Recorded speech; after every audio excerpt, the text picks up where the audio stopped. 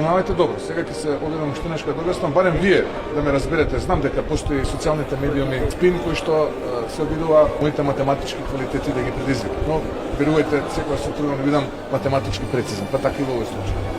Ако е 30.000 денари prosечната плата, сега во април месец за мартовската плата ќе имаме нивелирање за минималната плата која што ќе се зголеми. Да претпоставиме дека таа ќе се зголеми за 1.500 денари. Тогаш овие 30.000 денари плюс 1.500 денари зголемени за 8% ќе дадат збир X парички.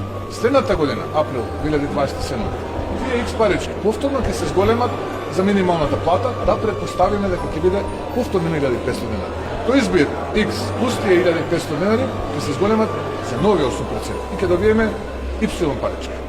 Третата година, 2028 во април месец, овие Y парички повторно ќе се зголемат за минималната плата од 1.500 денари и сето тоа ќе се зголеми повторно за 8% и ќе добиеме Z парички.